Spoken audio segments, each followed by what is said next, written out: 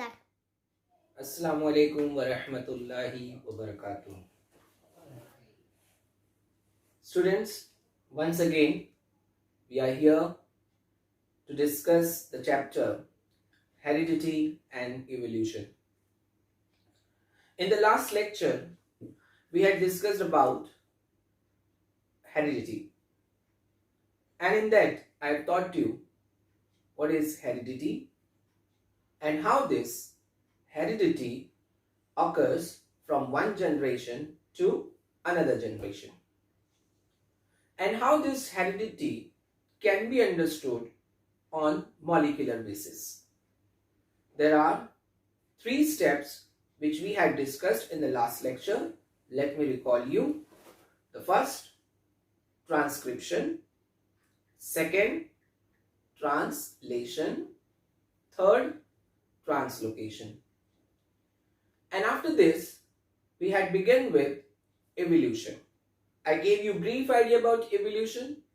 Evolution, which means gradual changes that had taken place in the organisms, starting from the unicellular organisms living in water body, and it happened long back. And as I said you, it's a theory which we believers have no faith in it. As far as it is a part of syllabus, so we are discussing it. Nothing else more than that. So this evolution theory had some evidences to support it. I gave you the 6 names to memorize. I hope all of you have memorized them. The first one, let us recall again those all 6 names. The first evidence, morphological evidence. Second, anatomical evidences. Third, yes, what was the third one? Yeah, vestigial organs, right? Fourth, it was paleontological evidences. Fifth, connecting links. And the 6th one, embryological evidence. So today, we are going to discuss all these evidences one by one. So let us start with morphological evidences. So you must know first what is morphology. Morphology is the study of physical appearance of any living organism. In morphology, we have to understand what this word morphology means. It is made up of morph and logy. Morph, which means form, physical appearance, physical characteristic. When you study physical characteristics of any organism, whether it is plant or any living being, we call it as morphology. So, in morphological evidences, there were several organisms which look similar. Look similar in what? In their physical appearances. Now, you can see in the examples, some examples which are given beside to me. Over there, you can see the nose of animals are similar to each other. Okay, the hairy structure over their body, similar to each other. Then we can see some examples of plants. The leaves look similar to each other, which all suggest that physical appearance of all these plants and animals are similar, which means that they are originated from some common ancestors. So this is what morphological evidence and how it supports evolution theory. Now let us come to the second evidence, which means anatomical evidence. So in anatomical evidence, the word comes anatomical, which is derived from anatomy. It's a biological term, anatomy.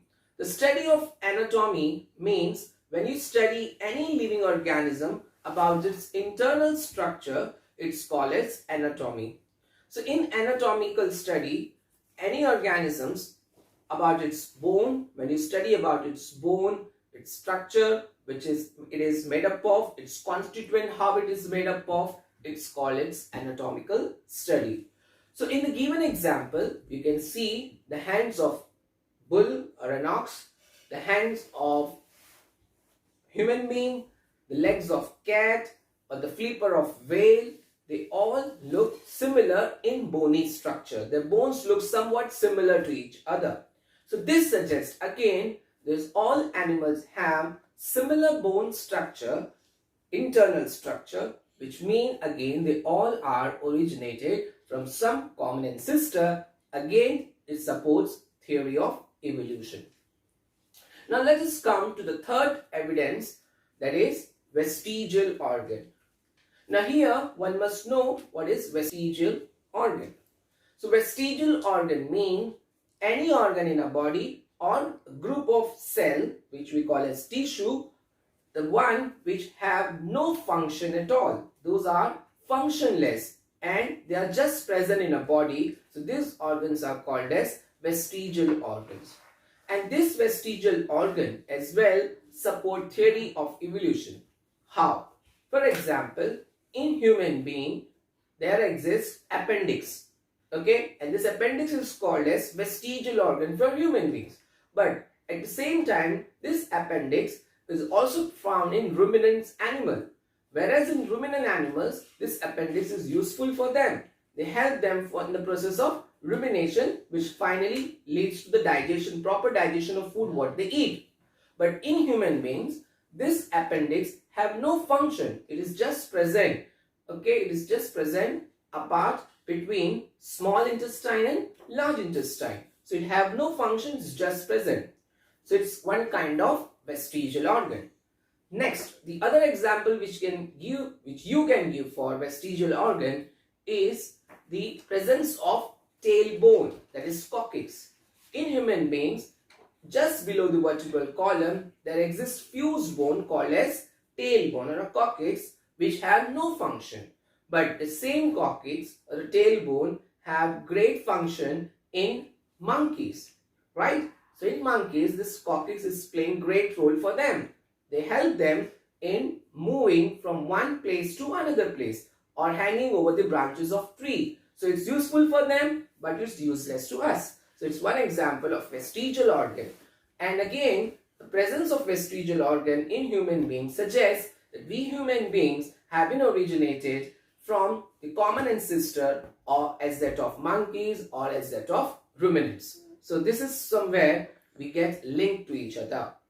Now let us come to the fourth evidences of evolution, that is paleontological evidences. So here we must need to understand what is paleontology. First we'll understand what the meaning of paleontology. The meaning of paleontology is the study of fossil fuels, the living organism which got trapped inside the earth long back. Their impressions were found on the rocky surfaces. So these impressions are called as fossils. These are the remnants of those living organisms, whether it's plants or animals. They got trapped under the rocky surfaces. The reason may be due to any environmental calamities which had taken place long back, and that lead to their trap under this rocky surface. And these fossil fuels are studied under the paleontology. And in this we can understand how the living organisms were of different era. Okay, the one which is found, you can see the example, the one which were found at very beneath the level of the earth's surface, they were of the most previous era, and so on. The levels were divided. Okay, so here we can understand the one which were found that at the top level, they were derived from the one, or they were derived from the one which is below to them. Okay, and this goes and it goes on, which prove again one of the evidence, and that support called as paleontological evidence, and that supports the theory of evolution. So this is one of the theory. What you have to remember about paleontology evidences? Paleontological evidence, you have to remember about the study of paleontology is called as the study of fossil fuels. And what are fossil fuels? These are the remnants of living organisms which got trapped long back due to various natural calamities. Those living organisms can be plants or animals, and how they are linked to each other with the previous living organisms of different era. Now let's come to the fifth, again most important evidences of evolution. The fifth one is connecting link. So here in connecting link, what we have to understand, the word says you something. Connecting link. So there are a group of organisms which are linked between the other two organisms. The best example one can give for this is duck-bill platypus. So duck-bill platypus have the features of mammals as well as the features of apes, okay, or the reptiles. Here they have the hair structure over their body, okay, at the same time they lay eggs. So here the characteristics of both reptiles and mammals are found in duck-billed platypus. So what duck-billed platypus is called as? It's called as connecting link between mammals and reptiles, okay, as it have the features of both the animals. So connecting links also support the theory of evolution, which suggests that someone got created or the evolved from the earlier one, and this duck-billed platypus have the characteristics of both the group of animals. Now let us come to the last theory or last evidence, that is called embryological evidences. Now here the word comes embryology. The embryology, what you have to understand, the meaning of embryology is study of embryo.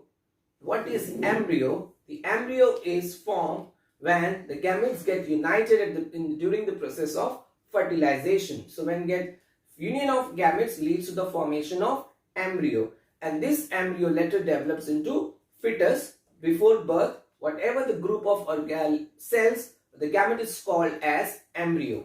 So embryology is the study of embryo of different organisms. So as you can see in the example beside to me, the embryos of different animals, whether it's of chicken, whether it's of man, whether it's of salamander or crocodile, they look same. So here embryological evidence also suggests that how initial stages of embryos are looking similar. Again, it's proved that somewhere they are linked to common ancestor. They originated from common ancestor. So number 6, embryological evidence suggests that embryologically all the animals have similar stages, first stage, second stage and third stage. Amongst them, the first stage looks similar. All of them look similar in their first stage of embryo. It suggests that they are originated from some common ancestor. So this was the last embryological evidence of which prove or which gives support to the theory of evolution. So let us repeat once again. First we had discussed about the first evidence was morphological evidence. In that I have taught you what is morphology. Then in the second we had discussed about anatomical evidences. So we had discussed what is anatomy. Then in the third we had discussed about vestigial organ. Fourth one was paleontological evidence. Fifth was connecting link, and the sixth one was embryological evidence. So I hope you have understood what is the meaning of all of them. Memorize them, question come on them, and go through your textbook, read it again. If you have any doubt, you can ask me in the comment section. Suggest your doubt.